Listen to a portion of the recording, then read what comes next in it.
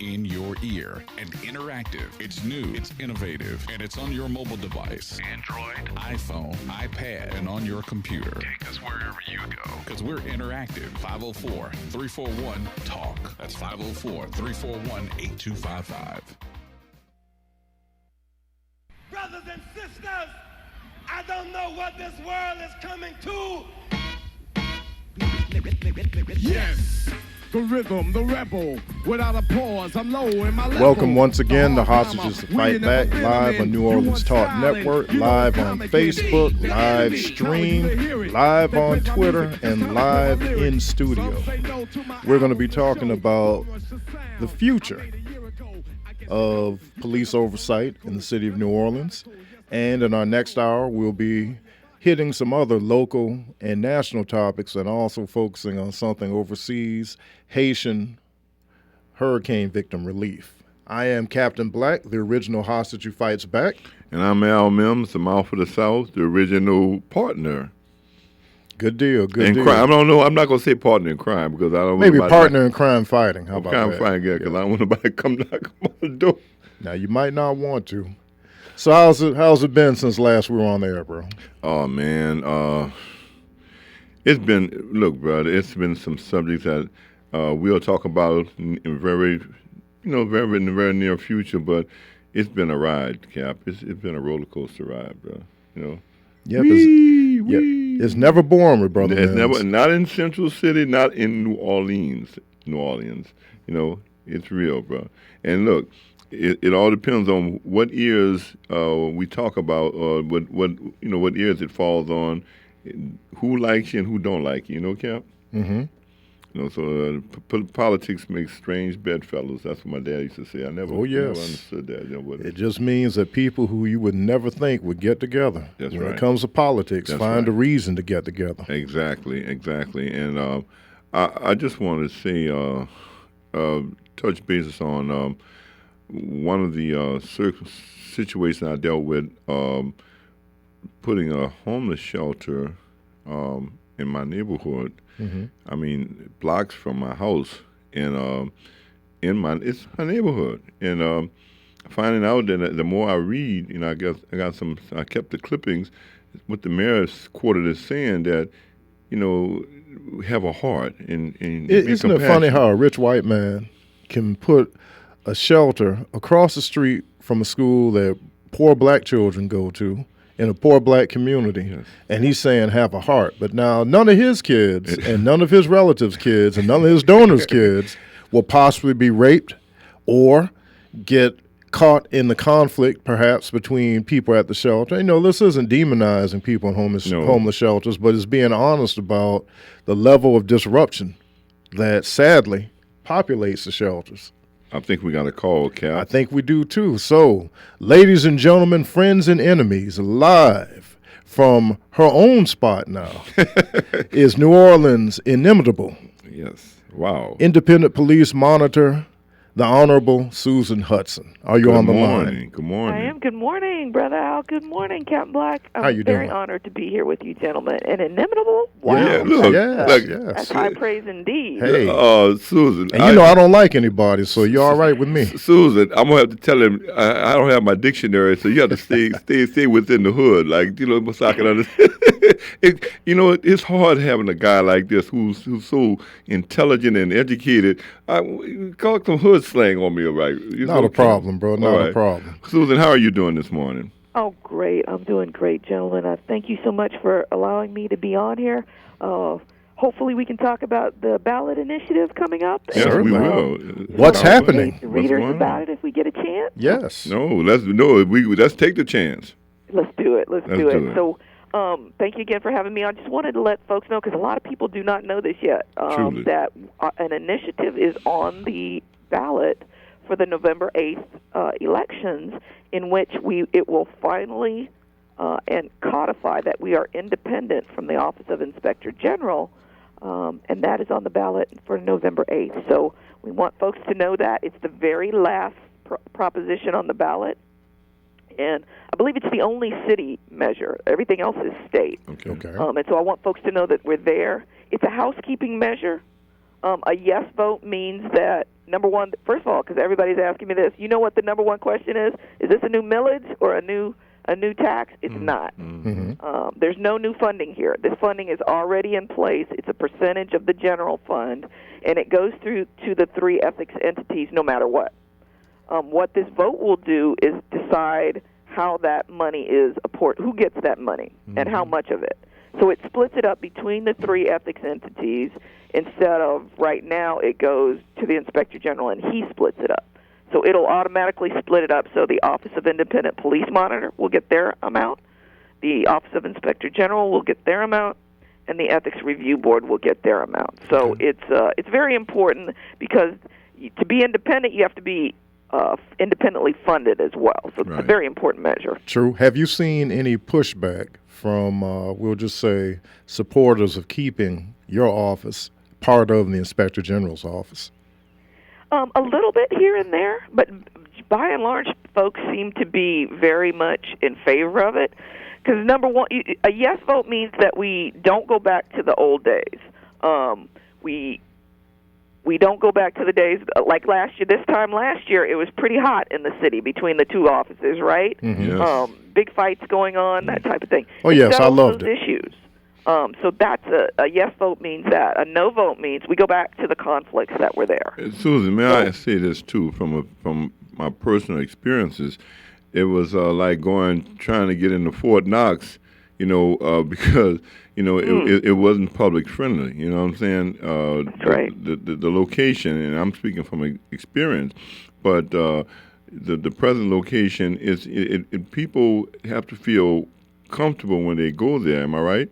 That's right. So I just want you to know that that's one thing is, and then the location it didn't look like some place that we would go to lodge a complaint.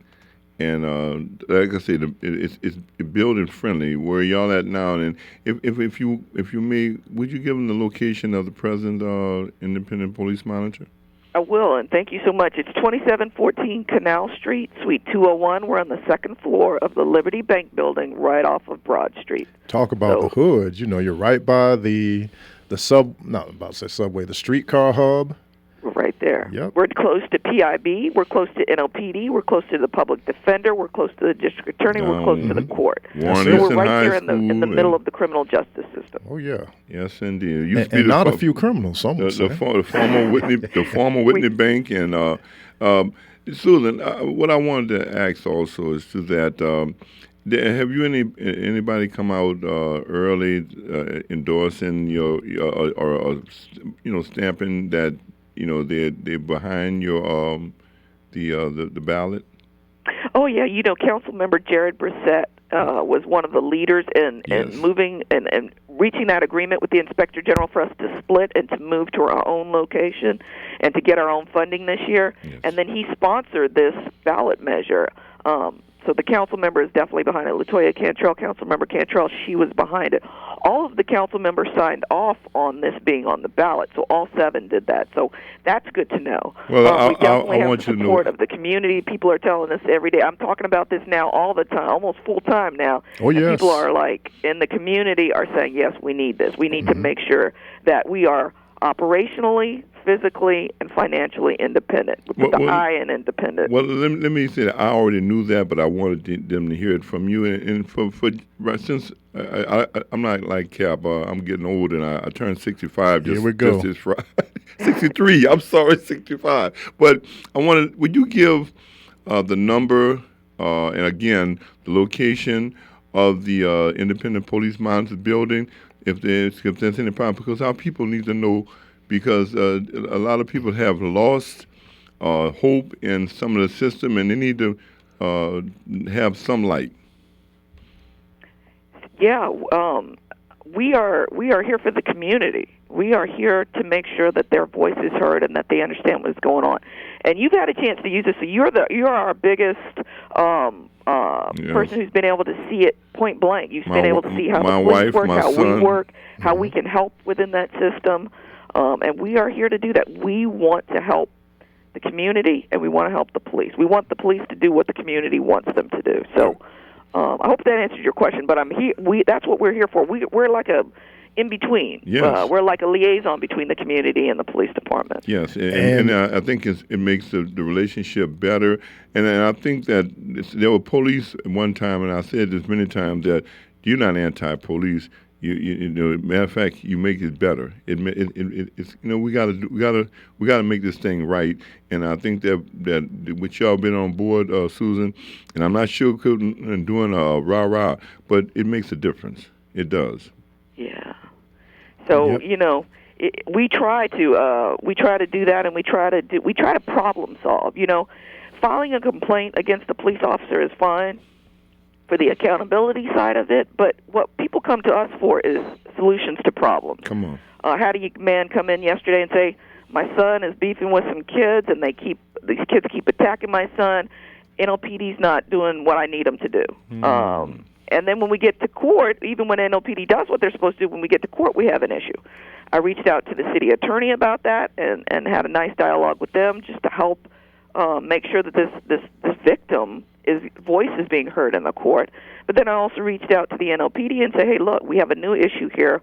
Can y'all intervene here and make sure that investigate this so that we don't have what happens between young men who beef in the street, right? We could have somebody laying on the ground after that. So we don't want that. I like that. And intervene here. Let's do something to solve this problem. Certainly. And of course, you know my concern, and I raise it yet again, that for law-abiding black complainants who go to PIB, you might as well take your complaint, ball it up, and throw it off the Huey P. Long Bridge. So if we're going to have an alternative, which is you, it's good to have, because I am absolutely 150% displeased with the Public Integrity Bureau. The only time I see them do anything, and I'm going to be quiet and let y'all talk, is when it's to please that woman judge in the federal court. Other than that, law-abiding black people go to them, and they get a song and dance, they get a soft shoe routine, but they don't get results. And how do I know? Because I caught 2 white people burglarizing a building, and I tried to get the police to do something about it. Not only did the 5th District not do anything about it, but the Public Integrity Bureau tried to tell me why it was all right that 2 burglars were not punished, and the policemen who let them go were not punished. So it's good to have an alternative, because I'm done with PIB. Susan, I'm on the other side of the gruesome twosome. I said that my family was not, we were victims, and what really victimized me was because my family was treated like 2 cents. And we went down to the public office, and my wife and my son and the other lady, we weren't satisfied. So we went from there, and the other thing is history. And I'm saying is that it's to give us another voice. And we had mediation with the police officer, and let me tell you something. He said it himself. I'm not going to say his name, but he said that he never thought he'd be sitting there in front across the table from me, my wife, my son, and the other lady. So my point is, it makes a difference. I tell people that all the time. And craziness or insanity is doing the same thing and expecting difference. And I'm not as Cap. I know there's some problems in the Integrity Bureau, but we left there. We did leave there, and we felt better. And I want to thank them. And I'm not doing a rah for the office, but it makes a difference. Well, thank you so much, Brother Al. Well, that's what we're trying to do. We want to make a difference for everybody involved in the process. A win-win is when everybody gets what they need out of it, and so that's what we work really hard to try and do. The Public Integrity Bureau, they've come a long way when it comes to reviewing officer-involved shootings. I do. We still have issues here and there, but I feel pretty confident that we're going to have better and more comprehensive investigations going on than at any point in time over the last, since Katrina, and even before, of course, before Katrina. So we're very happy about that. But on the other side of it, the side that you're talking about, Brother Al, the place where the community comes in and says, I feel like this officer mistreated me, or didn't do this right, or didn't do that right. We still have a ways to go there because we haven't been able to dedicate as many resources to looking at that side of it and making sure that it is more user-friendly. So you have police officers running that, and they have a perspective on things. And it's not the same as the communities. One of the things we always want to do is make sure that they take into account the community's perspective on things. Right. So it's we still have work to do on that side, and we will definitely be working on that because there are officers who do have to be held accountable. But we also try to work outside of that system of just filing complaints and try to do other things, problem solving, to help actually get whatever it is that needs to be done. Well, let me say this to you, and I want to give a shout out to the staff members that you have. They're very professional and they're helpful in making you feel comfortable. I think that people need to feel safe and comfortable. Don't feel that they're going to be retaliated against and all those things. I've heard people say that, and I've heard even first of all, before I even was a victim and came to the office, I heard horror stories of Susan, and then and not that I didn't believe them, but it's one thing when you part of you experience it. And like I said, my family, my wife and my son and I were part of the problem. We was involved in this thing, and I was like, hey, we got to do something. Susan, my daddy said, nothing hurt but a try. And so, as a matter of fact, Captain Black was the one that initiated for me to come to y'all, because we wasn't feeling it when we went to the Integrity Bureau. And let me say this, they I think they're coming a long way, and I do. They still got a way to go, but they're going to be better because there is an independent police monitor, and that's from my perspective. Oh, well, that's really kind of, I definitely appreciate that. We work with them. The thing we try to tell the PIB is, look, if you can pass our test, if you can pass the test the police monitor is trying to put on you, you will pass the communities, all right? Because we are trying to take that perspective into account. So just trying to get them up to speed on that. Making sure they change their perspective is it takes a village, right, to right the ship when it comes to the police. Right. So we're all in it together. Well, but you guys asked me previously if anybody had come out against us, and really, there's only been one entity that has, and that's the Bureau of Governmental Research. Okay. They're the only ones who've come out against it, and basically what they're saying is, to me, it seems to be that they're saying that. They don't seem to mind when we don't have dedicated funding for what we do. Yes, they don't seem to mind when the Inspector General is being able to control our output or productivity. Yes, they don't seem to mind that. So that's what they seem to be writing. And you know what? That's a good point for us to take a commercial break, because I definitely want to come back because conflict is my specialty. So you can hold on. Amen. All right. Ladies and gentlemen, friends and enemies, we will be right back after some very important commercial messages here on New Orleans Talk Network. I don't know what this world is coming to. Yes, the rhythm, the rebel, without a pause, I'm low in my level. The hard rhymer, where you never been, I'm in. You want styling, you know it's time again. The enemy, telling you they. Listen up. Your customers, our listeners, could be hearing about your business right now. Yeah, right now. Don't miss out on the opportunity to advertise with NewOrleansTalkNetwork.com. Call our business department today at 504-475-4793 to hear about our great rates. NewOrleansTalkNetwork.com. We provide the people, you provide the business.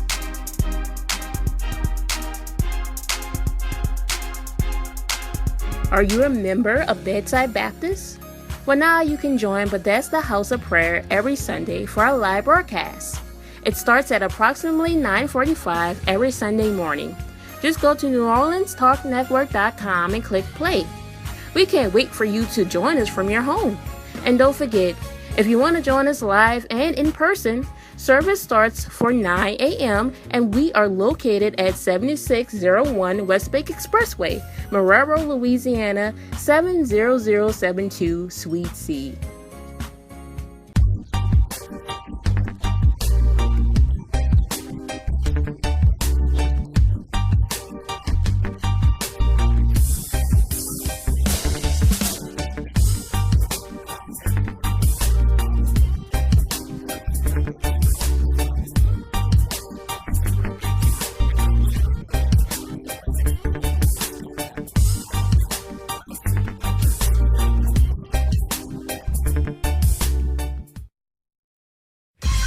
This is Captain Black. This is Brother Al Mims. Join us for our new show, The Hostages that Fight Back. Wednesdays at 10 a.m. Central. We are all hostages to something. But it's up to us to find the courage to fight back and make the change. So tune in to become the change you want to see in the world here on New Orleans Talk Network. Brothers and sisters! Brothers and sisters! I don't know what this world is coming to.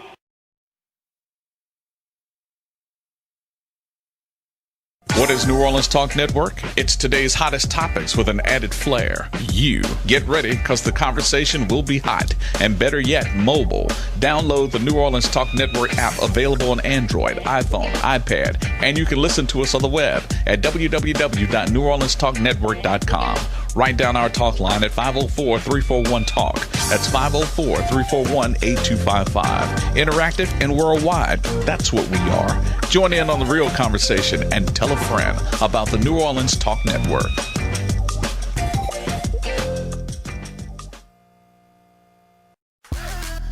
What's up, New Orleans? Listen, this your man Fred, host of your #1 sports talk show down here in New Orleans.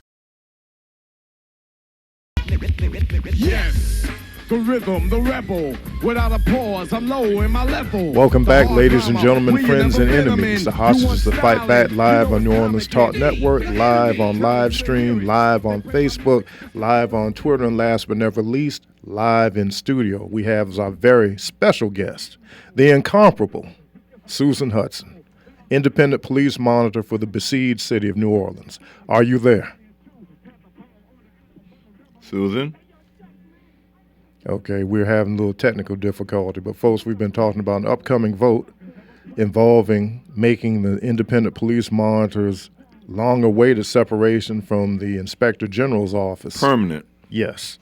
And we've also heard that the Bureau of Governmental Research seems to be pleased with her office not getting adequate funding. May I ask you something, Cap? Susan, are you back? Okay, she'll be with us in a second. Go ahead, brother. May I ask a question? Sure. Who funded them? We can look that up and see. I think they're a private entity, so they may get private donations. Okay, because I want to know. Usually when you want to destroy an institution that's working on behalf of the black community, you defund it. You took the words out of my mouth, Cap. And that ain't Republican or Democrat. We're going to do our homework, folks. Those who are listening, trust me, Cap will we'll get to the bottom of it. Okay. Hey, good afternoon. I'm back, gentlemen. Hey, welcome back, Susan. Hey. You were saying that the Bureau of Government Research seems to be quite pleased with you being underfunded. Please continue.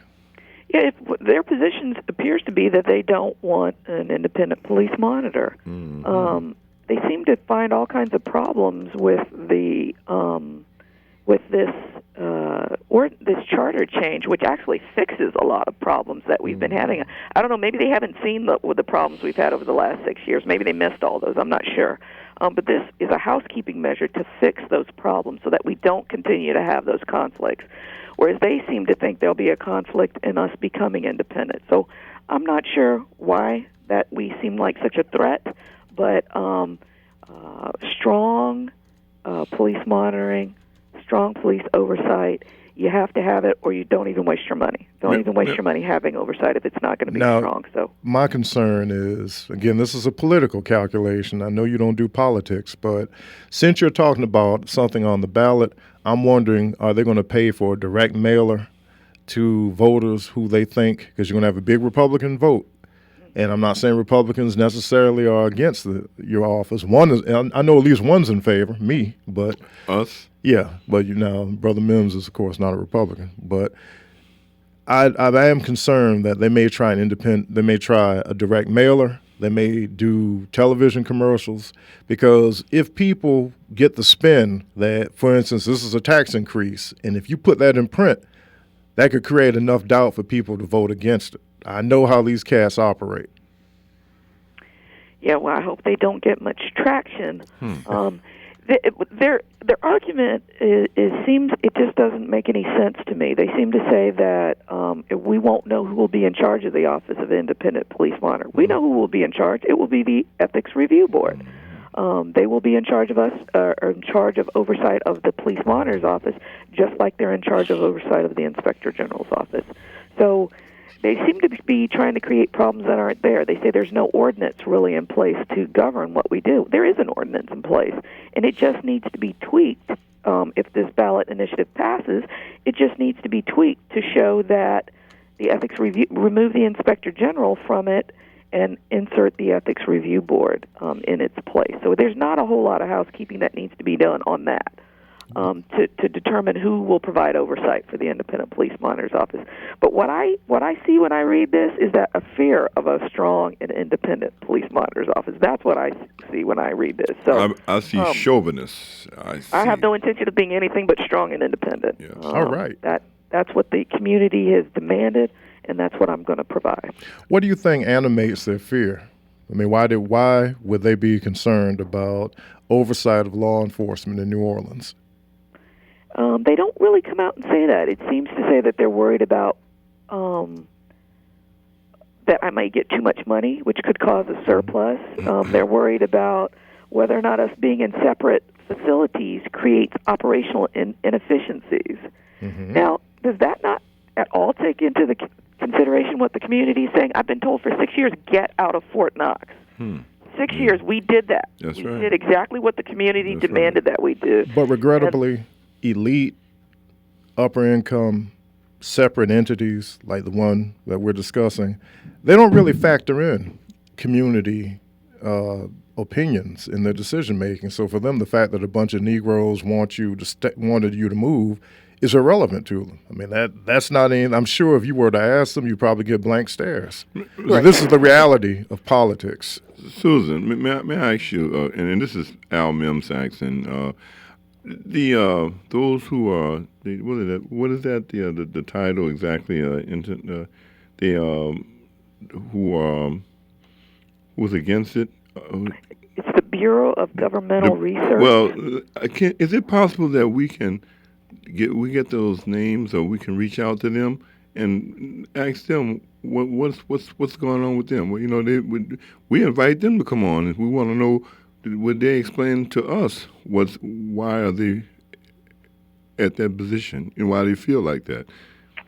I'll be glad to. I will, in fact, forward you their report, which has all their committees, boards, members, chairmen, staff, has all their names on there. You all right with that, Cap?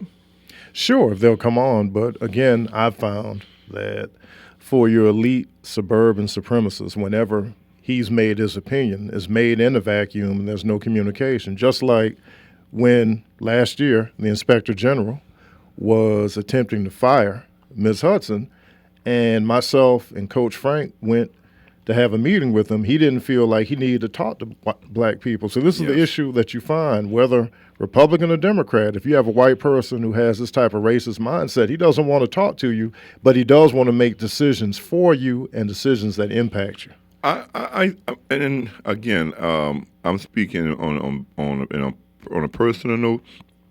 There's a lot of chauvinists there that I think that the Inspector General has, that a black woman is very intelligent and right to the point. And I'm saying this, Susan, you can't see it, may won't see it, but she's very intelligent, educated, and professional to the T. So what's the problem? It's very interesting because one of the things they say in here, and we didn't talk about this, but I want to make sure we let it be known now. This is a housekeeping measure. The funding was coming into the Office of Inspector General, and they were distributing it to us and to the Ethics Review Board. Well, the Ethics Review Board is the Inspector General's oversight. So how should the Inspector General be able to decide how much money they get?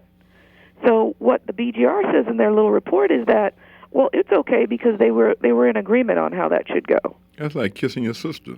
Right. There's actually that's a conflict that is actually in place that needs to be addressed, and they're just saying, well, that doesn't seem to be a problem because they all agree. Catch-22. That's interesting to me. Catch-22. Yes. Damn if you do and damn if you don't. So if you want, if folks are concerned about making sure that both Inspector General and Police Monitor have strong independent oversight over us, one of the ways you have to look at it is this this initiative, a yes vote, does mean independence for all three entities, and that each entity can do what they were designed to do. A no vote means we still have that ambiguity there. So people have to decide what they want. Certainly, and I really hope that, and I know you will, that you're going to be going on a media campaign, because I promise you, don't be surprised if you see a direct mailer or press conference or some type of statement to make people either think that it's a tax increase or that keeping you permanently separate from the Inspector General is somehow a bad idea. Sabotage. I promise you. They wouldn't be doing their job as political opponents if they didn't do it.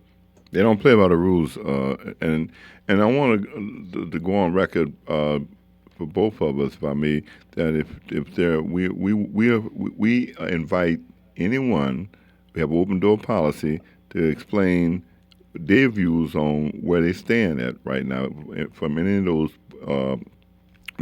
review boards or from the Inspector General's office if they're listening. And I know somebody's going to tell them. As a matter of fact, the Inspector General's office follows me on Twitter, so hopefully they're tuned in. I know they are. Right. Very good. So we just wanted to let you know that we support you, and we for right. And right ain't black or white. It ain't rich or poor. It ain't Republican, Democrat. It's going to be right. And let me ask you, because this is an issue that I've been looking into.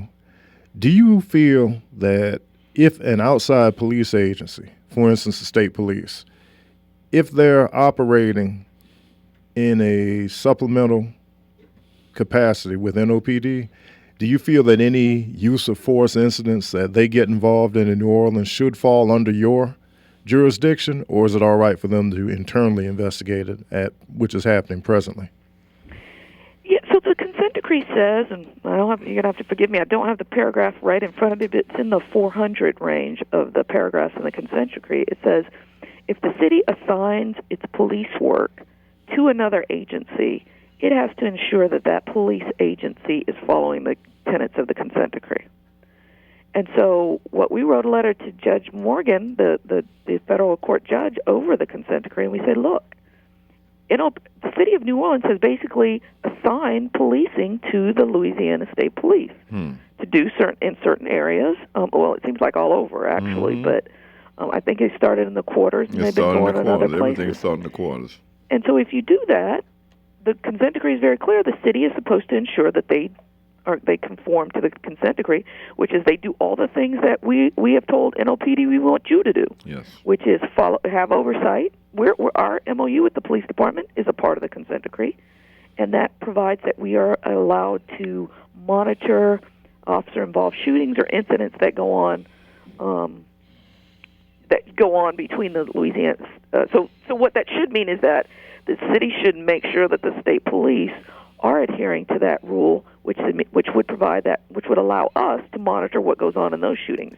Right now, we can monitor those incidents when the NOPD is also involved. And there have been a couple of cases where there have been shootings where NOPD and the state police are involved, and so then we can monitor those. But if it's just the state police, there's nothing in place. There's no mechanism in place for us to monitor that unless the Public Integrity Bureau investigates that case, and then I can monitor any type of work that they do. Well, Susan, I'm going to go and try to go back to, I guess, a year or a couple of years ago. There was a high-ranking, it's a black kids. It was I don't know if it was a grandchildren or her biological children that was being stopped by the son of an NOPD sergeant in the French Quarter. Yeah, she was, and it really, the children were being harassed, and she had to come and identify herself. That was her children, and it was suspected wrongdoing on the state trooper's part, and I agree with it. I saw that video. I don't know if you remember that. Remind me, say it again? Yeah, it involved the son of a sergeant of an NOPD officer and his friend. She had gone inside a restaurant. In the quarter, yeah. Yeah, he and his friend were standing outside when they were approached by, and I always tell people, now this is an operation that NOPD does nightly. On this particular night, they had state police detectives with them, and they did what NOPD does. And I caution people about that simply because I noticed how Mitch was able to pass the football and say, oh, look at what the state police did. But they're out there with your guys doing what your guys do every night. Mm-hmm. But that was the incident, that the young men were approached and that they obviously weren't engaged in any type of misconduct, and it became an issue. Were you able to monitor that, or because there was no force used, it didn't rise to the level of your office? Yeah, because back then, because NOPD did not use the force, there was no, the Public Integrity Bureau didn't investigate that either, so there was nothing for me to monitor at that time. It was state police, did their own investigation and exonerated their officers and moved on. So that is, but that's not the only incident we've heard like that in the quarter. So, and you saw recently that the MacArthur Justice Foundation sued the state police, saying that mentioning a couple of those cases. So that class action they filed, I didn't know who the claimant was. Thank you. One of them was a young man who we dealt with his family as well when they came here, and we included that case in the letter we wrote to Judge Morgan. We said, hey, look at what's going on down here, Judge. Can you take a look at this and do something? And that person was the lead plaintiff in that case, but it mentioned some others that we also put in our letter who were also involved. I'm just curious, when you write Judge Morgan, does she respond? Because I'm just curious how a federal judge with no record of, I don't think she's even been to school safety patrol in elementary school, how she gets to be the sole authority on how the police department should operate. That I'm still trying to wrap my mind around that one. Well, it's interesting. She's been a very active judge. We did not get a response back. I don't think she can appropriately respond back like that. We wanted her to have that information, and then we followed up with the consent decree monitors, who are her boots on the ground, so to speak, and said, hey, is this on her radar, and is she looking at this and trying to figure out what to do here? And we were advised that she is looking at the issue and will make a decision about that. But I don't think it would be appropriate for her to be able to write us back like that as the judge over this lawsuit. But we wanted to make sure she had that information. And that, again, with your office, you have an oversight entity embedded in the community and actively involved in the community. With the federal consent decree monitors, and this is my opinion, I see a group of, whenever I see anybody from the highly paid white guys, don't have a clue about what's going on in the hood, but they're the ones who get to decide how NOPD should function. I don't think any one of these guys have been in a spitball fight, Brother Al, let alone. Well, no, let me go and comment on that if you can. Sure. If I can. I was I was very disappointed because several of them, I was at the meeting at the Ashe Center about 4 months ago, and I gave them my card, and I had some issues that I've talked about, matter of fact, and I haven't heard anything from them. Brother Al, A.L. Davis Park, last National Night Out. Okay. One of them was walking with John Thomas. Yes. You talked to that individual. Yes. And, and Susan, you'd be proud of me. I was on my best behavior. Because otherwise, I would have asked them, what is some yuppie like you? What can you possibly tell people in the inner city about fighting crime? And what can you tell urban policemen who have to deal with this crime with us? What can you tell us? He did say that, and I was Susan. I'm going back to. I can see it now. I'm not. And you were wearing that "I support Susan Hutson" T-shirt because I remember seeing y'all after. Oh yes. But Susan, let me say this to you. Honestly, I've met several of these people, and I've given them and spoke about some of the circumstances that I was going through, and I haven't heard from them. And Susan, just like I support you, look, I'm not a booster of the Al Mims fan club, right. But it just seems very strange that if you're seriously talking about engaging the community in police reform, well, one of the handful of Negroes who actually supports the police publicly in New Orleans, and he's not part of that process, that to me is very suspicious. And I'm gonna go on record, and you've heard me say this privately. No black man who is not an employee of law enforcement or the city is involved in this process either. And FYI, when people get shot, all right, it's not Jewish people, it's not gay people, it's not white people, is not rich people, but it is broke black men, some of whom involved in crime, others we can question whether or not they were involved at the time of the shooting, but all of them black men, and no black male civilian is part of this federal consent decree process. So to me, it's fraudulent. I'm just going to be honest with you. Well, and you brought up something that I think is super important, which is there is no process here. I mean, yeah, they have these community meetings where people can come and talk, but are they providing any feedback about how the community's voice is being inputted into the consent decree? Because right now, it's not really happening. So, Susan, I'm going back. I'm going to say this again for those listening. I was telling them what I went through and what my satisfaction with the independent police monitor. I said, but I shouldn't have had to go through this, and I want to know how you feel about this. I say, first of all, I was in law enforcement. My family was in law enforcement. I say, I got a good kid that's graduating from college, and my wife is an accountant. We're not criminals, but I was treated like a criminal, and I need to hear from y'all. And that white man looked at him and smiled Susan, and kept on going. Susan, do me a favor. Close your eyes and tell me what you see. What you see, Susan? Nothing. Yeah. That's what happened. I heard that. What I'm trying to say, Susan, that was a trick question. I was trying to. I wasn't trying to be trick. I wouldn't sue you, my sister. But I'm saying is, I'm open. I have an open door policy. Cap will tell you, come talk to my family. Come talk to my son. He's a very intelligent young man. Come talk to him. Here I am. I got a background of giving. I'm not a thug. I'm not a criminal. So what I'm saying is, I haven't heard from those gentlemen, and I got their cards, and I'll maybe next week or week after next, I'll come back with the names and want to know, where are you? And that's the point. We watch while people who are either trying to do neighborhood watch, get criminals locked up, or people who are doing mentoring and counseling in the inner city, living in the inner city, working with the police and other government and private stakeholders have no input whatsoever in this federal consent decree process. And I'm sorry, some white woman sitting inside that federal courthouse, again, does not have a clue about what black people are going through and what the average NOPD officer is going through, which is why I'm one of the few black people who actually says, put the police unions at the table also. Let's have a product that we can all, as stakeholders, say that we've had a hand in. Currently, we don't have a hand in this. And Susan, we always come out on record from the Fatherhood Roundtable, where I'm a vice president, about that we have to work with the Cap. Came out months ago that the brothers in the badge. We got to work together, but we don't hear nothing. So my point is, I'm in the community, and everybody not my brother, black man, and every white man is my enemy. But I'm trying to say is, what about me? Y'all say y'all want to change things.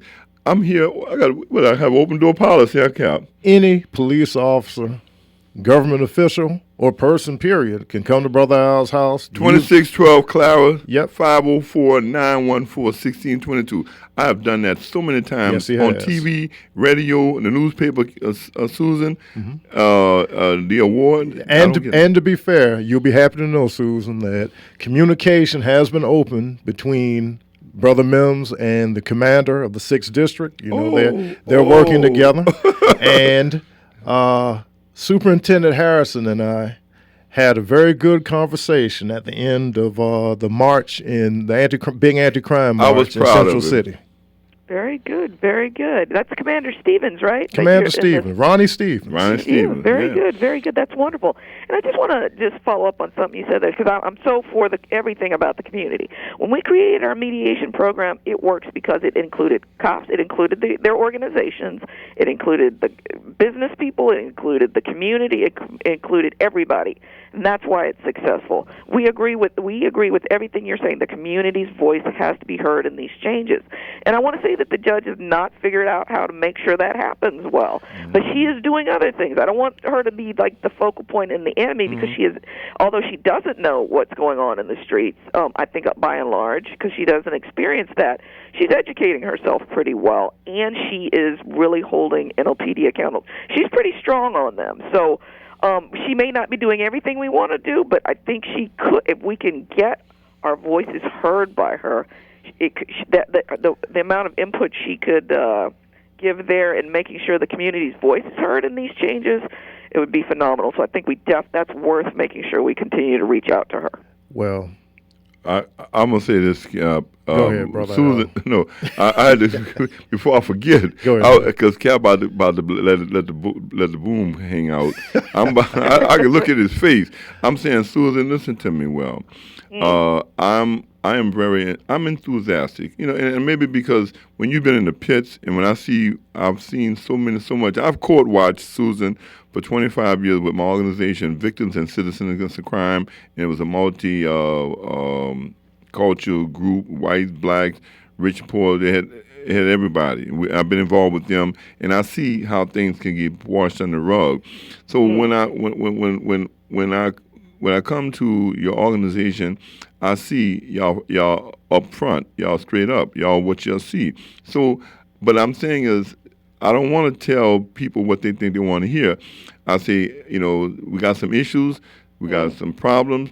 And let me tell you something. Everybody don't want to come to the police monitors because when they think about it, they say, you know what? They're gonna investigate everything. When I say everything, I'm talking about holistically. Well, they're not going to look at just the police, but they're going to look at my family members. And then they come and Susan, people have told me, they said, you know what, Brother Mims, when I thought about it, we had no case because we didn't do what we supposed to do. We did some things wrong. And that's true. That's real, Mm-hmm. So I just wanted to give the other side of that because, but those who come, mm-hmm. and there are many, they will come. They come with enthusiasm and have hope that they gonna get their case heard and get just fairness. That's all I'm saying. Amen. That's what we want too. I mean, hey, I'll just put it this way. I'm glad that there has been some forward motion. I'll never support the consent decree as currently structured. I mean, I just can't because I just see when you make police superintendents go hat in hand, like with this guy, the auto theft ring that NOPD and the state police had to shoot out with. Now, this cat was shooting at the police. He gets killed, and the police superintendent has to go to his mama. I would have told her, you know what? You raised this misfit, and we had to kill him. Have a good day. But that's just me. But anyway, yeah. Oh my goodness.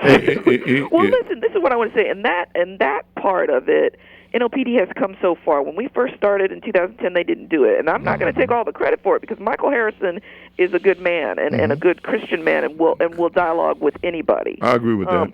But we started that with the NOPD back in 2012 after the Wendell Allen and Justin Stipp cases in which people are finding out that their loved one is killed on the news or something. And so we were like, oh, no, NOPD has got to reach out, or we have to reach out to these folks so that they know. It's just a matter of respect. It's not a matter of, because the answer could be that this was completely a legitimate shooting, and that's tough to tell a mother. But you do have to tell her that once the investigation is complete. But there's nothing wrong with providing her with some respect and some information about what went down. Well, we know that I've seen it, Susan, that mothers and close family members who find out from the TV, people have heart attacks, strokes, and they die. But like you say, a bit of a respect. So with all that said, Susan, I wanted to say, would you give the location and the phone number of the Independent Police Monitor, and remind them that they should be voting for how it's going to come up on the ballot, how it's going to show up on the ballot, if I'm right with that. Yeah, our address is 2714 Canal, Suite 201. That's Liberty Bank Building, second floor. You can reach us at 309-9799. Again, 309-9799. That's 504, right? 504. And the ballot measure is the very last one on the ballot, and it's the only city initiative. It's a yes or no vote. Yes means true independence. No means we go back to the ambiguities in the law right now, which causes conflict. So it's up to. I can't say which one you should vote for, but I can educate you about what the outcomes will be. I can see that. If you can vote for the right thing, vote for independence, real independence.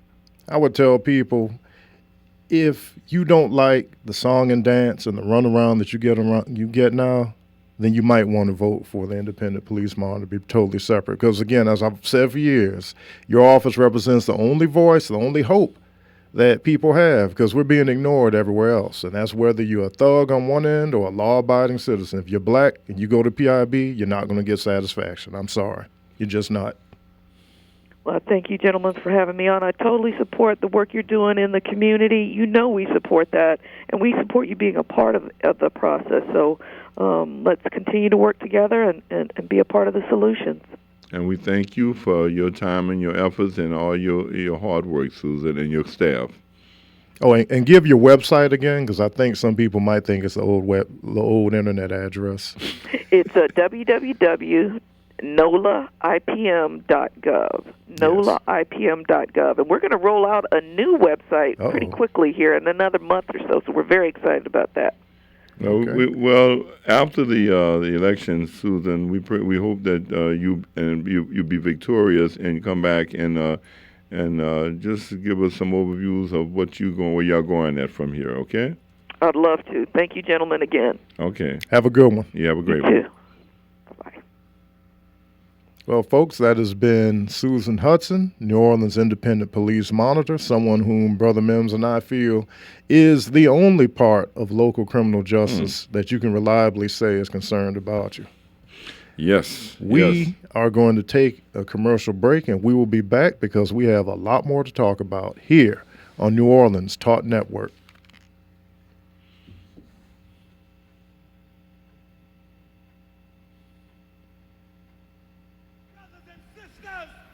I don't know what this world is coming to.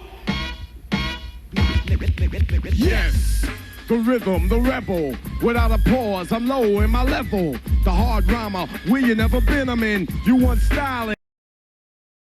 What is New Orleans Talk Network? It's today's hottest topics with an added flair. You get ready, because the conversation will be hot, and better yet, mobile. Download the New Orleans Talk Network app, available on Android, iPhone, iPad, and you can listen to us on the web at www.neworleanstalknetwork.com.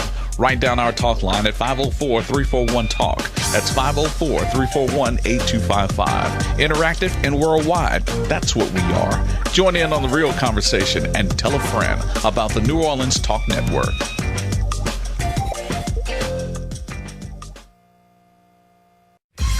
This is Captain Black. This is Brother Al Mims. Join us for our new show, The Hostages That Fight Back. Wednesdays at 10 a.m. Central. We are all hostages to something, but it's up to us to find the courage to fight back and make the change. So tune in to become the change you want to see in the world, here on New Orleans Talk Network.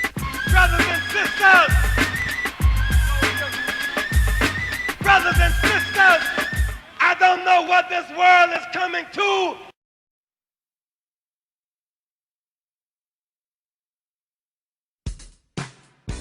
This is Remus Bowman. I want to invite you every Monday at 12 o'clock live for You and Your Credit.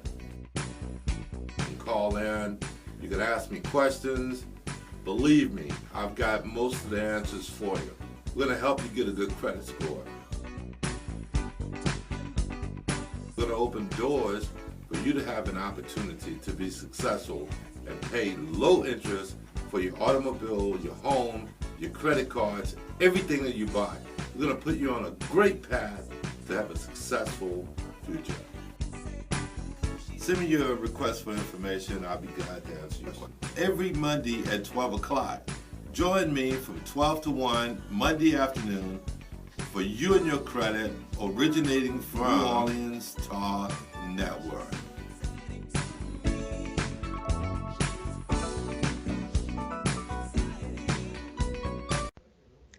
Hi, this is Jill Samuel with Faith That Works. Join us today as we allow the Word of God to change the lives of people by equipping the body of Christ to evangelize the world. I want to personally thank you for spending this hour with me and the body of Christ. Join us on Tuesdays from 11 a.m. Central Standard Time to 12 p.m. on the New Orleans Talk Network. Your encouraging coach, Miss Jill.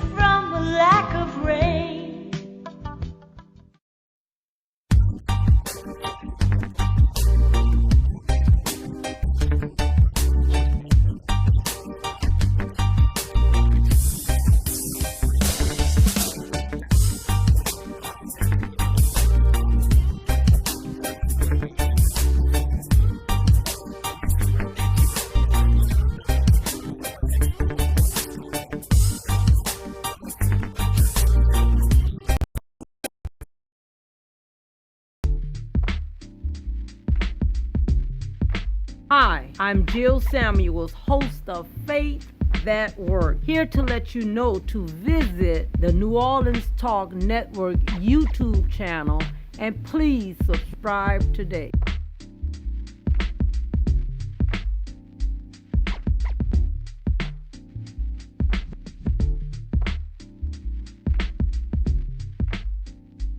Brothers and sisters, I don't know what this world is coming to.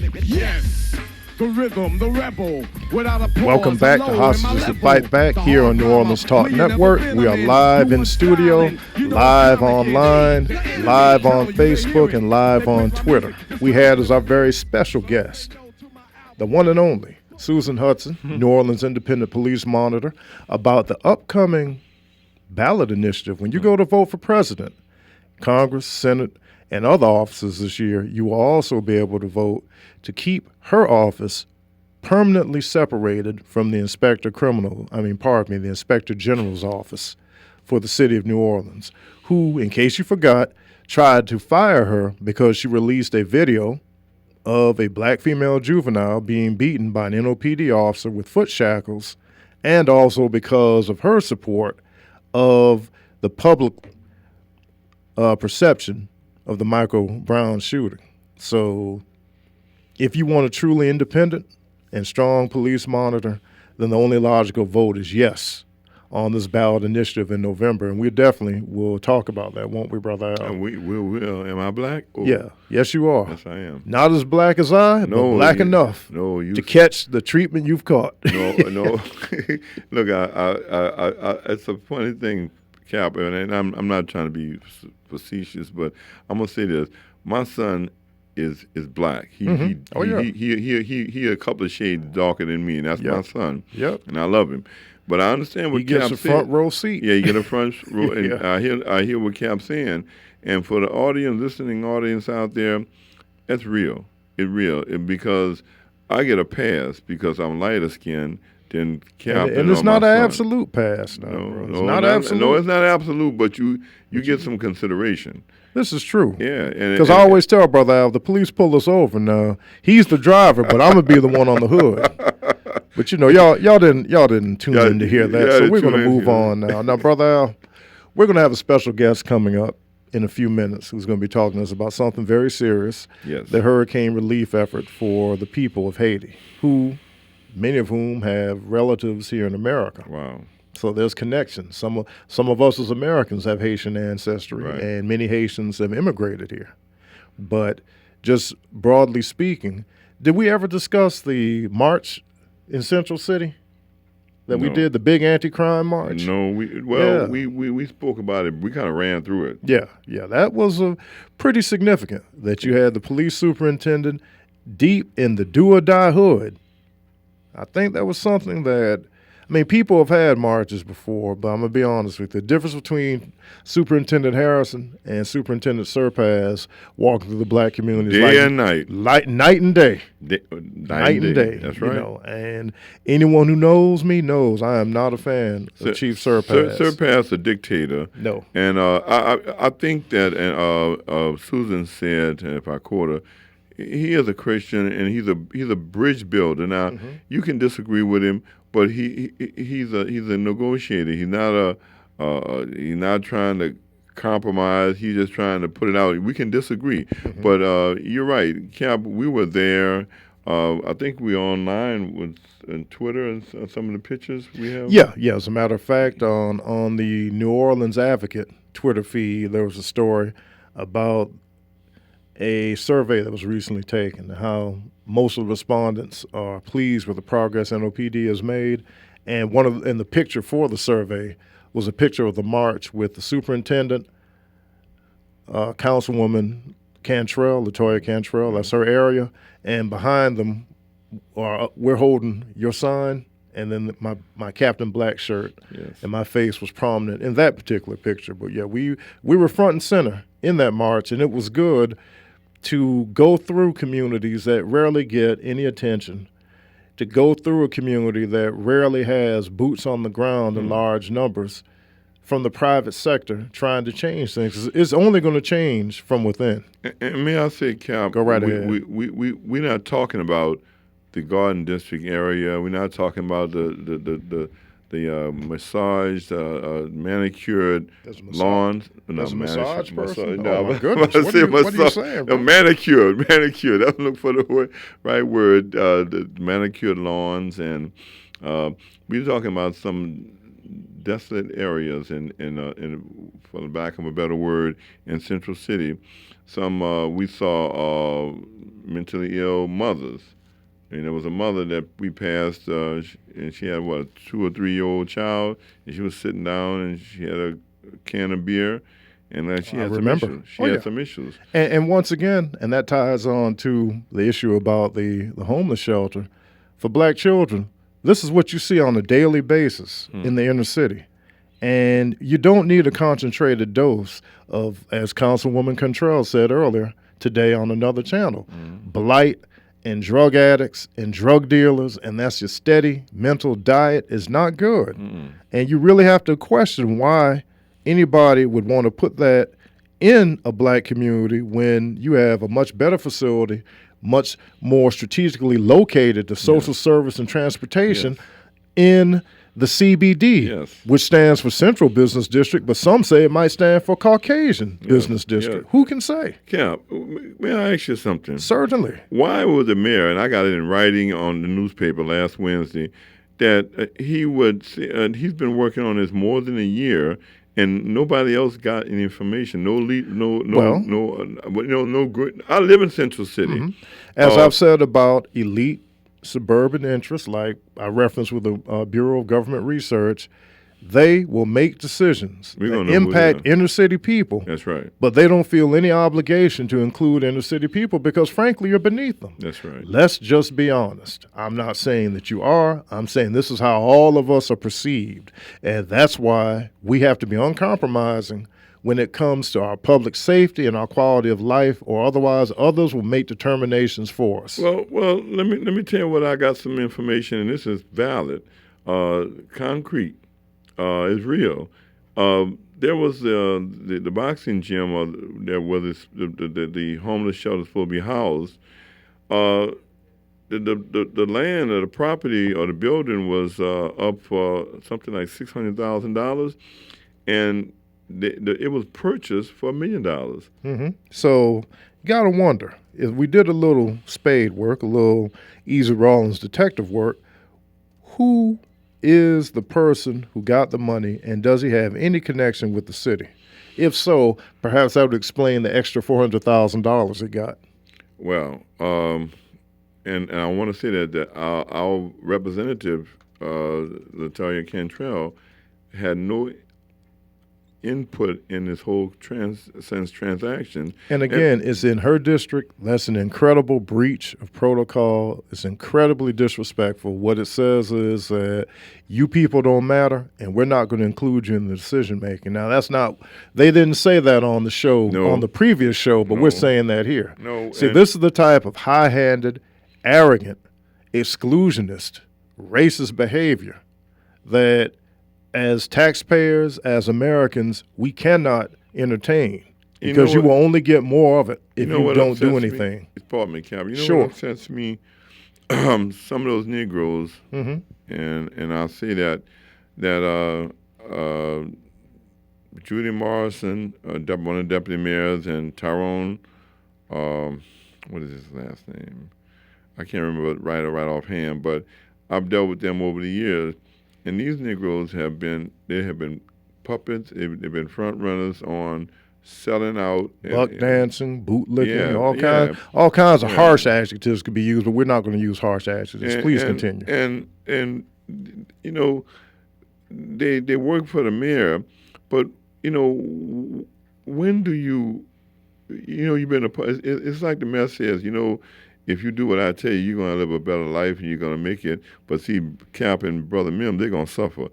And I know that we've been blackballed, Cap. We've been blackballed. We are very qualified. Nobody wants to tell us, and we demand when they come in our community, because you've been a Central City resident. Yes, sir. And, you know, I happily claim Central City is in my heart. We got problems, and you know, we be notified last, you know, about anything, and you hear about all the bad things happening, but there's some great things. And you know the fix is in when they will not include our council person in the deliberations. It's happening in her district. Yes. She's supposed to be at the table to represent our interests, and she was frozen out. Yes. So that tells you that Central City got second-class treatment, just like other, be honest with you, low-income parts of the city. And they wanted to include they're spending over $100 million to build Booker T. Washington. The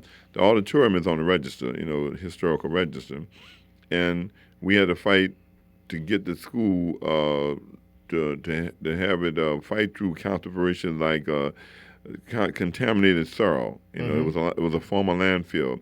Now they got all that straight, but now you want to put a place that is not fit to be between a high school, and I'm more concerned about the elementary school more than anything. Then the Mitch says, and I'll show you, Cap, in this quote, that have a heart, have compassion, but remember, and teach your children. This is master.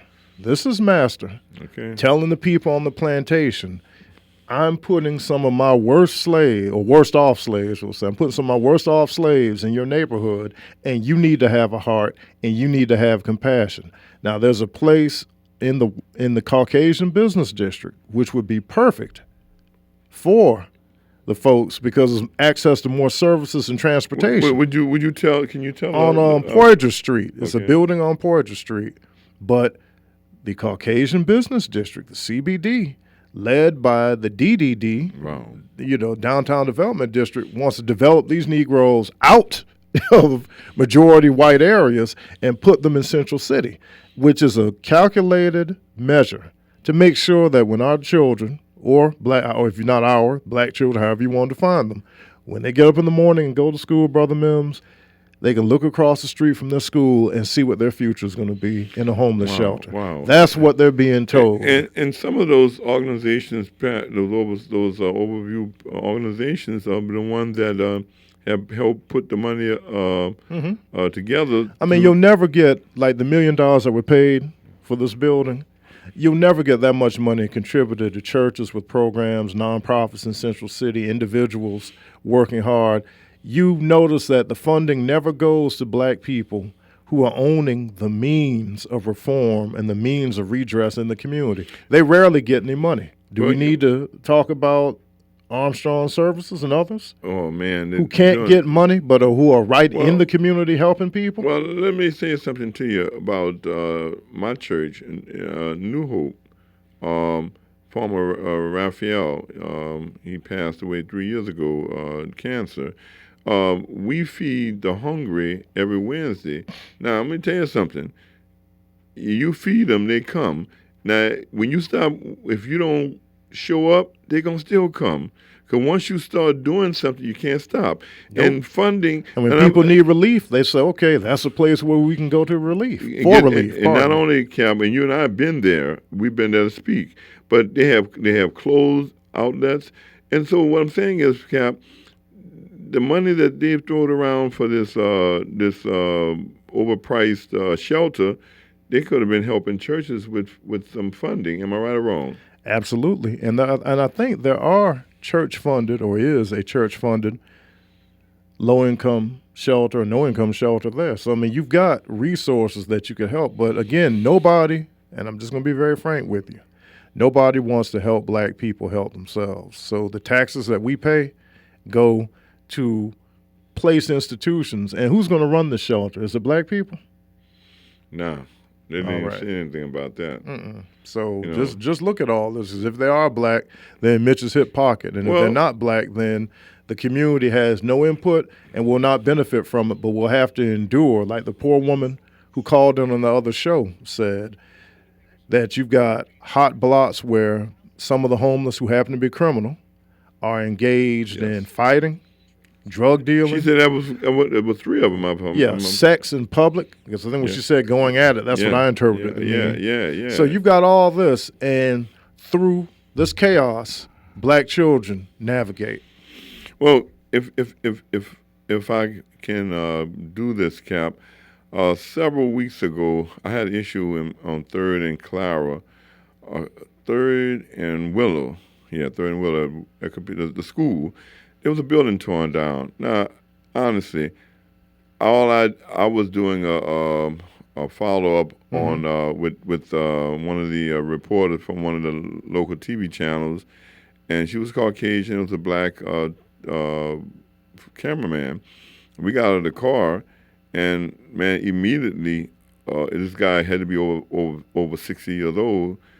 He got up and want to know why is it they're going to do well, y'all bring the camera out. We don't have no crime. We don't have no trouble. We don't have no drugs.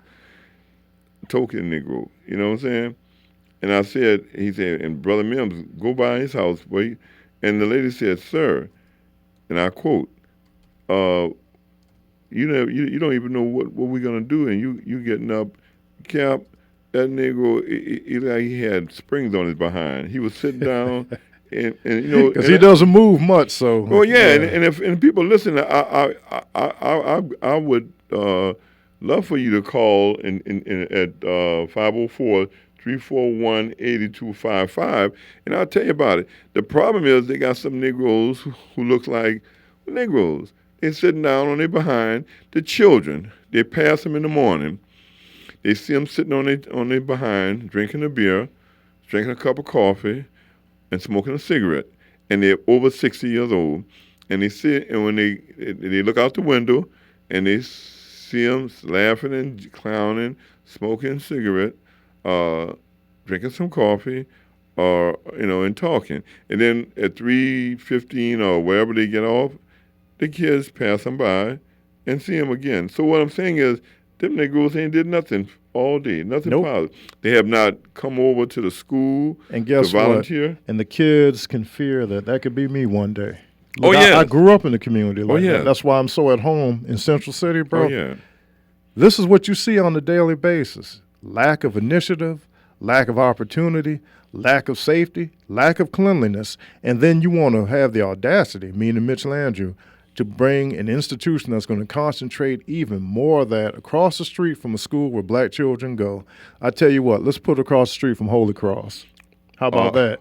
I put it about De La Salle. Yeah, or De La Salle. Yeah. Since it's about having the heart, let's put it in the area where people not only have heart but have money. So what about Lusher? Yes. Come on, Cap. And you know what I wanted to say?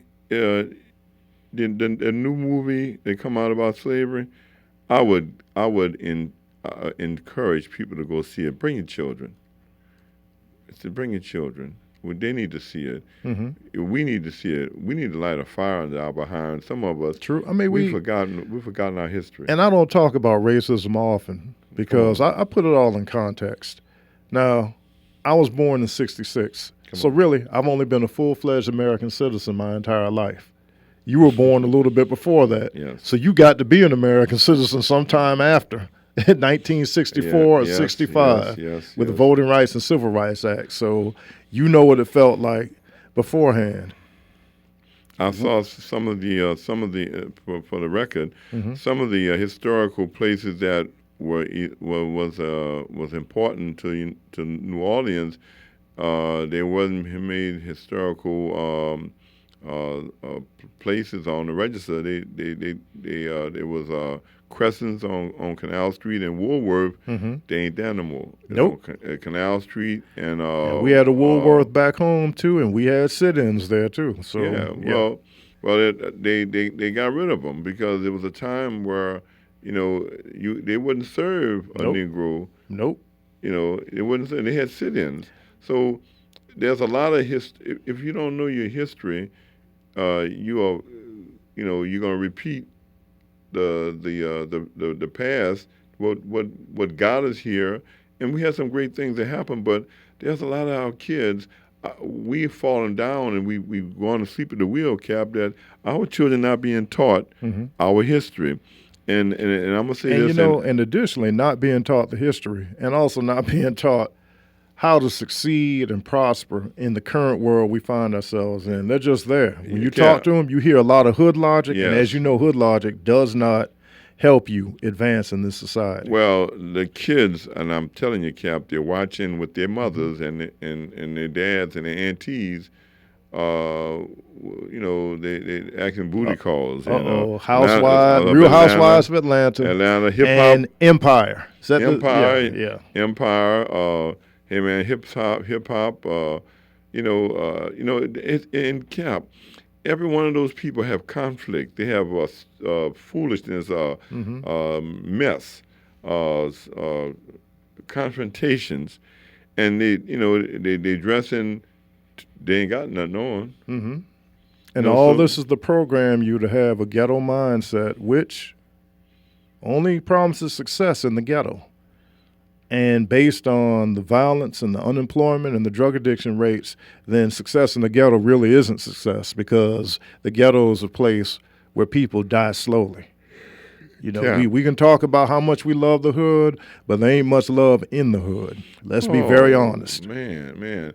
I'm telling you, bro. There was a situation yesterday that, in the hood yesterday in my neighborhood, my wife had just had communion from one of our deacons, and I looked outside and I saw this little, probably less than 2 years old, little baby was running in the streets, and our cars come from all areas. They come down one way. Clara's a one way going towards Canal Street, towards Canal, and she was running against the traffic, and nobody was out there. Her brother was in the car. He 13, 14-year-old brother. He was in the car and is supposed to be watching his little sister. Well, she was running down the street behind the ball, and I ran outside. And now the neighbors, they don't like me, Cap. I've never done anything but try to be nice, but they don't like me. They say they think I'm white. I talk like, they think really? My stuff don't stink. Okay. My stuff don't stink. You know how to put that in. Of course. All right. I went and got the kid, and then when I brought the kid back to her brother, he looked away from me. He grabbed her, and he looked away from me.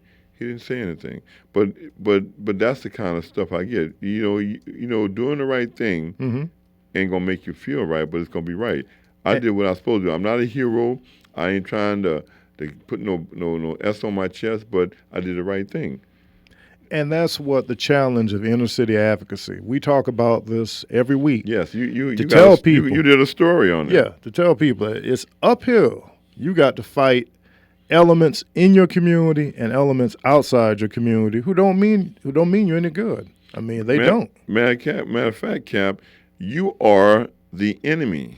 You are the outsider, technically. You know what I'm saying? Yeah. When you're trying to change the inner city, you're fighting people in the hood and outside the hood who like things exactly the way they are. Well, they want it dirty. They want it dangerous. That's right. It Cap, and I always say, and I don't lie, I have to, but I use my own personal experiences. I'm 63 years old, and I pick up so much trash. I feel like I need to negotiate with the sanitation department to get a job.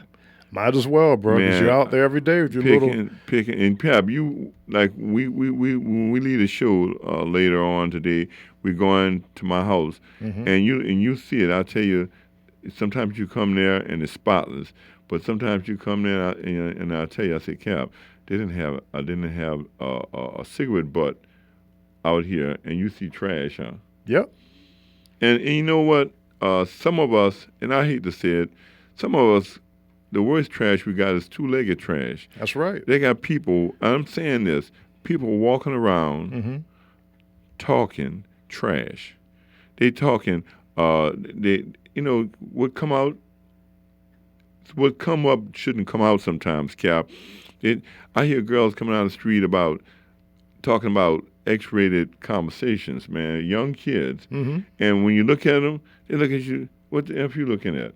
I don't say nothing because, it's easy to get in trouble, Cap, but our kids are in trouble because I'm seeing moms, we got mothers, all they care about is getting a check.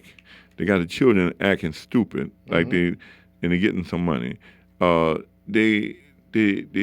getting a voucher for $1,500. And I'm going to tell you something. Some of that stuff is going to change in our community. And there's a tornado. There's a hurricane coming. And guess what? Y'all better know it because the only time y'all ever want to deal with something when it hits home, it's coming. Oh, I wholeheartedly agree. And for anybody who is thinking about getting active in this inner city community, this is what you're going to face. You're going to face a lot of internal and external opposition because people don't want the inner city to improve. And there's money to be made, There's money to be made, and there's always a steady supply of people you can look down on. Yes. People like that. They look forward to having somebody they can look down on, and the inner city has been one of those designated places in American society where, yes, you can snub your nose at the people. But you know what?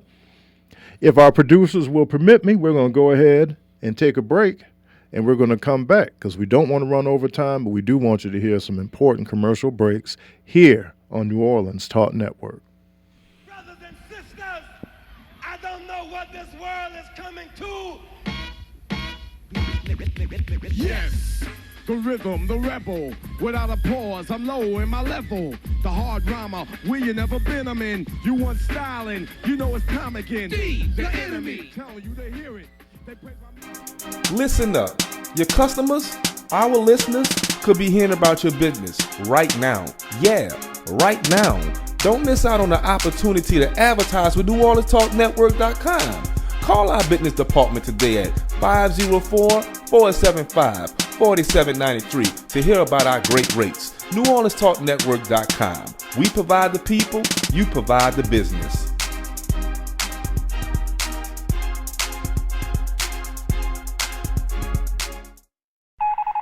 New morning show alert. New morning show alert. The Warren Ballantyne Show airs daily from 9 to 11 a.m. Central Time, bringing you the news you need to know. The Warren Ballantyne Show, now on the New Orleans Talk Network.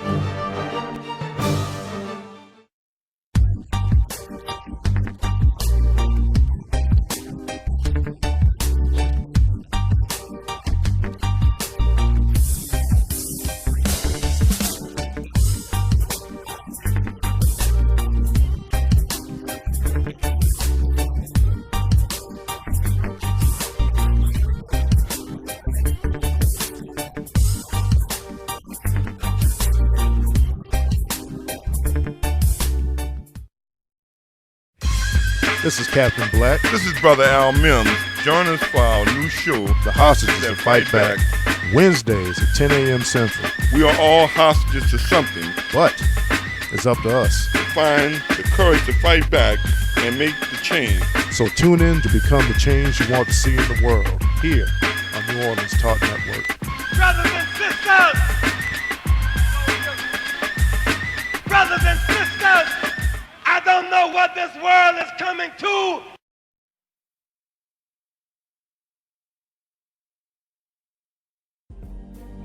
Happy Merry Mondays. It's your girl, Mary J. I want you to tune in with me to Real Talk with Mary J on New Orleans Talk Network every Monday morning at 10 a.m. Then follow me to blogtalkradio.com/Real Talk with Mary J at 10 p.m. It's going to be a Merry Monday every Monday at 10 a.m. and 10 p.m. You've just tuned in to New Orleans Talk Network.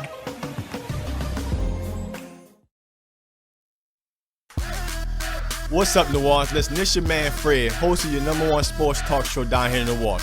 Yeah, I said it. FanView, where real fans talk about real sports. Join me, Bank Ball Recite, your people's man B, and Madman the Big Fan as we talk about all the latest sports topics going down here around the country. Again, FanView, where real fans talk about real sports.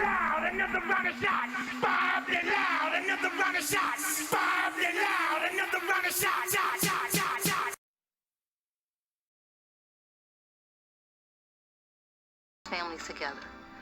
Post Katrina, we have helped over 1,000 families.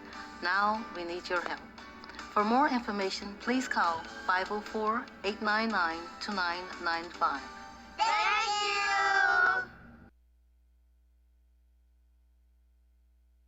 Brothers and sisters, I don't know what this world is coming to. Yes, the rhythm, the rebel, without a pause, I'm low in my level. Welcome back to Hostages to Fight Back, live in studio, live on live stream, live on Facebook, live on YouTube, and last but not least, live on Twitter. We're going to go to a guest in a moment, but let me go ahead and share a breaking bit of news with you. If any of you are fans of the Martin Lawrence Show, the brother who played Tommy, the tall, bald-headed brother with the glasses, whose employment status was always in question, we have just been told by our producer 2.0 that he has died, and our deepest condolences are given to his family, his friends, and his fans, because he really brought joy to people, and for the most part, as far as I can tell in this work, did it in a clean, family-friendly fashion. You, Grandma, and Mama could sit down and laugh with this brother, and you can't get that in a lot of entertainment.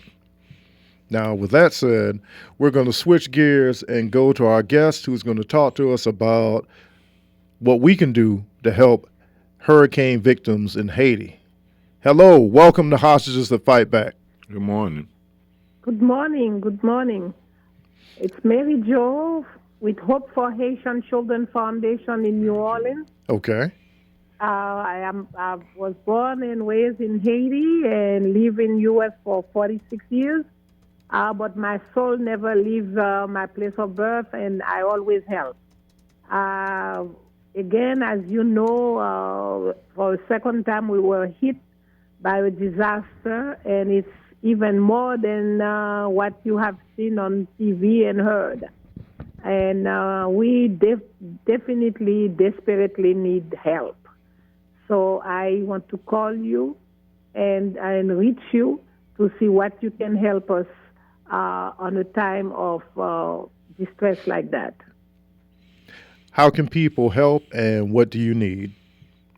Right now, we are in need for clothing, bed linen, towels, dry food, canned food, toiletries, detergent. We need tops. We need hammers, nails, which is 1 and 1.5 to 3 inches for wood and concrete. We need feminine hygiene. We need the underwear for male and female, and but new. We need school supply, and we need everything we can put our hands off, because those people are completely wiped out. And when did the hurricane hit? The hurricane hit last Tuesday. Okay. And they have rumors that the cholera is invading Haiti. It is a rumor. I just talked to the people in Haiti. They say for 8 days we could not be having cholera already. It was some flare of cholera before, but don't let them give you that propaganda. Okay. They put it so they can pick up money for themselves, not for the Haitians. Now I'm curious, have you, because we've been hearing about some foundations who use the Haitian plight to make money for themselves. Can you kind of share with our audience? Because some people just give money to some big name nonprofit and assume that the money is going to go to the people. And there's always someone that want to profit on the suffering of the poor, my sister. Okay. For the earthquake, they pour all the money to Red Cross. And I myself, I was on the ground. I didn't see, except for maybe a little packet of something little water there. But what Red Cross really do with all that money? The most of the money went to their own administration, but not to the people. And I can understand Red Cross can take like even 30-40% of when he receives money, but taking 81% and give the people 9% was really a murder. Right now, some of the agency that when I was working on during the earthquake, was stage. UNICEF was there, CARE was there, Save the Children was there, and other company was there. Mostly, I see what they were doing, but when it comes to Red Cross, it wasn't really doing the people a favor, not at all. And it's funny you mentioned the Red Cross, because after the September 11th attack here, millions of dollars people were throwing money at the Red Cross, and we found out that a lot of the money was going into the Red Cross budget, but not necessarily to help the families of those affected. So yes, this is a problem that has been raised before. Now, do you actually have a physical location here in New Orleans? Could you give people the address and tell us how long you've been here and what you've done? Oh, I've been living in New Orleans for many years, and then back and forth to Haiti since 2009, doing community work in Haiti. And when the earthquake hit, I was in Haiti. And right away, because I went at that time, because I just did open an orphanage for some children. Matter of fact, those children were exactly those children came exactly where that hurricane just hit. So I had 90% of the children came from that south part of Haiti. And I stayed there, and I took my retirement because I was a hospice nurse here, and I went right away. I stayed in Haiti and worked. Make a school attached to the orphanage, and help all the people in my community around the orphanage and the school. So so far, my greatest help been sisters and brothers from New Orleans that really support me. And I have maybe you might want to see the movie, say Grace and Mercy. And you have to just put Haiti behind it to make sure you get it, so you can have an idea of. It's a documentary movie where you can see the work that my brother and I have done and what we've been continuing doing. And lots of people went to see themselves, and they can acknowledge what we've been doing. And we are hope for Haitian Children.org. They can go on the web and they will see what we do. At this time, we are collecting everything we can find, as I said, like bed, linen, clothing, towels, dry foods, canned foods, toiletries, detergent, tops, hammers, nails for wood and concrete, feminine hygiene, new underwear for male and female, school supply. And they can call me, and I am a public person. I can give you my phone number at this time. Yes. 954-263-3008. And give it to us again, slowly again, please. Yes, 954-263-3008. And let me ask you, the name? The name? My name is Mary Jo. Okay. And the drop-off location is 1712 Oritha Castle Haley Boulevard. Wow. But it's in the back parking lot entrance, which is on Berwan Street. And you will see the storage container there that will receive the thing. We start every day 9 a.m. Till what? Till when? I mean, what time of the night or evening you stop for that day? Oh, listen. If it's the evening time I live up there, Yes, so I ma'am. can come back downstairs and put it. Okay. If you come after 5, after 4. Yes, ma'am. We accept also monetary donation to Yes, help ma'am. us pay for the shipping Yes, ma'am. costs and to buy some supplies by bulk. And you can go to hopeforhaitianchildren.org, donate, or you can drop whatever change you have, checks or better if you have. But if you have a bunch of quarters, I will have a box where I can drop them also. All right, sister. Okay? And this 7 days a week, right? 7 days a week. Okay. And then we will start October the 30th. So we can ship by the following weekend. All right. How's the response from the community been? The response, because I didn't have enough publicity, it's been a little slow, but I still got some response from people who are used to help us before. So now we need to reach a larger community because we really need help. I can imagine. Well, may I say this with the cooperation of my co-host?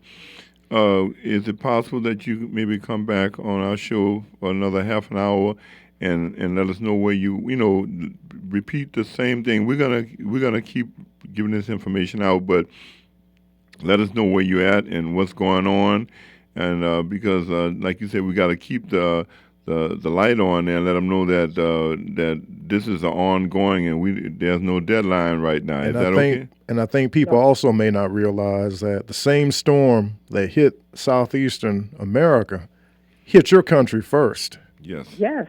Yeah. Full-fledged. Yes. Harder, much harder. Now, how many people have died so far? Wow. So far, it could be around 1,000, but they don't know because there is some remote places where they did not reach yet. I had some people that I sent to one of little town. I got some results, and everything were down completely. And people were standing with their hand in their face. Oh. Some of them could not even see where the house of the neighbor was. That's how bad it is. I have another little town where I have a bunch of kids that I start helping. Friday, I'm sending someone to go because they find a road to go and see how the community is doing. It is very, very, very bad. And it will be worse because when you imagine all the crops are gone, in 1 or 2 months it will be more hungers. And some of our poorest are almost rich compared to what they have. They don't have nothing, huh? Nothing. Some of them, my sister, and tell me if I'm wrong, some of them didn't have nothing in the first place. Exactly. Some of them were living in the stage of hurricane before every day in their everyday lives. And here again, they go into the same thing. It's like the earthquake. It was an earthquake every day. And now the people got hit. And now it's a hurricane. It's very sad. Could you share with our audience, because people may not realize, but there's a Haitian connection with New Orleans historically, and I'm from Savannah, Georgia, and there's a big Haitian connection there because y'all helped save Savannah from the British during the Revolutionary War. Very much. But they do not acknowledge that we came and helped here. They're always pushing us back. They claim jumpers. To be honest with you, the condition the Haitians are living now, back all the way to Christopher Columbus.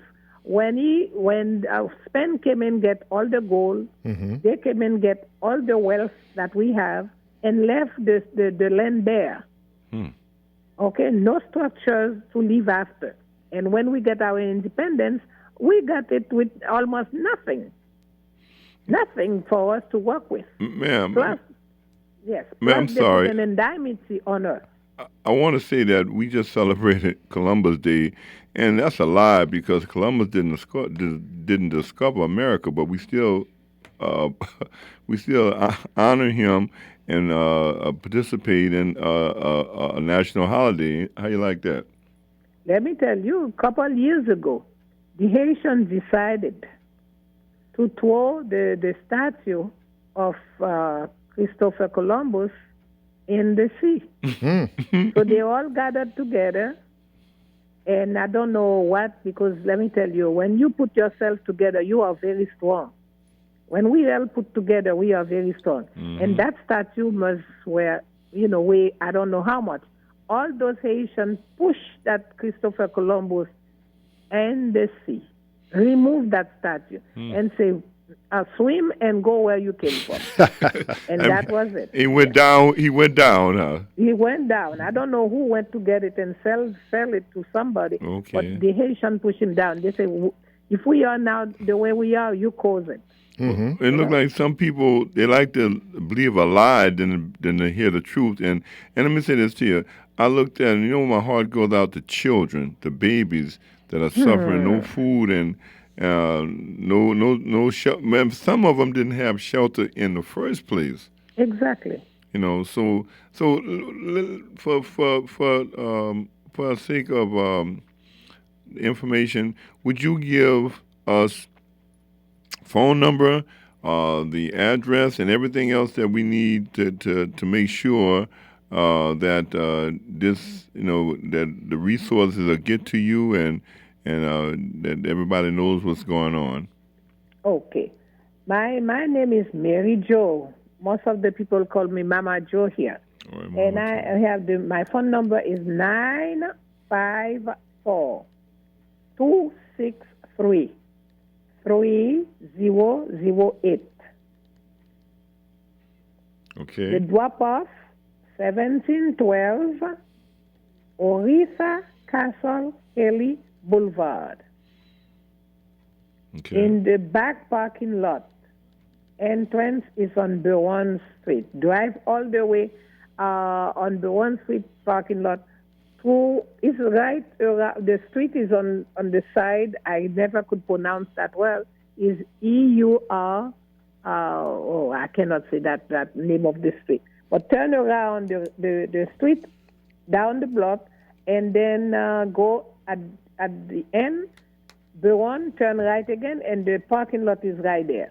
But you have to drive all the way to the back. Okay. And drop. Do not call Ashe. Okay. Because I think they're having a problem for us to call, for people calling to ask direction to bring me things. Gotcha. So do not call Ashe. It's a problem right there. Please don't. And we don't want no problem. We want solutions and solutions and efforts. Yeah. Am I right or wrong? Yeah, no. They were nice enough to let me put the pad, because I live there anyway. It's in my parking lot. But they were nice enough to let me put it. But I think they get a little upset. People were calling them and asked them if they know where to find the place to put the thing for the Haitian. Gotcha. So, yes. Got you. Well, do you have any closing message to our listeners, something that can make people even more motivated to help? Oh, you know what? I want to bless them for even to listen to our cause. And it makes me feel good when I know sisters and brothers can reach and touch other sisters and brothers in distress. They are our sisters and brothers. They really are. This is true. Yes. Well, and I thank you very much for doing that for us. One other thing, you will come back next week and give us an update? Yes, I will. Okay. Excellent. I will. Excellent. Well, thank you, Mary Jo. You.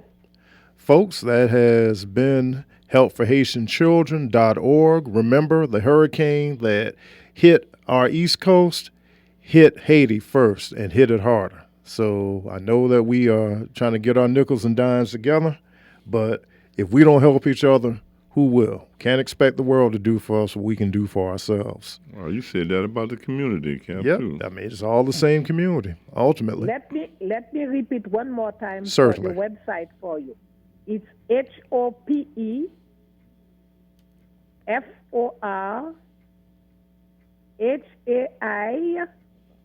He like Thomas, IAN, children.org. All right. Thank you very much. Okay, thank you. You have a great day, and keep blessing those families, okay? Okay, blessing. Cap? Now, Brother Mims, I'm looking at the clock, and I see that we have roughly 8 minutes left in the show. The producer says 6 minutes, so that clock must be wrong. So now, what I want you to do, Brother Mims, is give us a short Presbyterian or Episcopalian prayer, and not one of your lengthy Baptist ones. Okay, Sister to Mary, close us out. if you're listening to me, I'm going to lift up the Haitians and the survivors, the babies of this storm.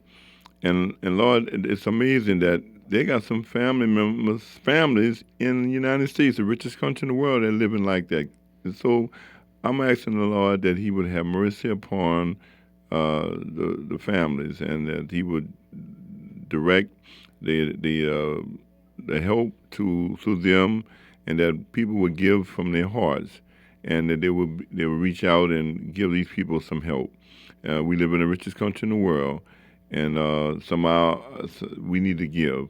And I just want to thank for my co-host, Captain Black, my brother, my friend, my comrade in arms, in Jesus' name. Amen. And before we close out, just want to wish an easy fast to those of you who may be celebrating Yom Kippur. That's the Day of Atonement. And I close as I always do. Treat each other well, or at least pretend that you can. We are out. Out of here. Yes, the rhythm, the rebel, without a pause, I'm low in my level. The hard rhymer, where you never been, I'm in. You want styling, you know it's time again. The enemy, telling you to hear it.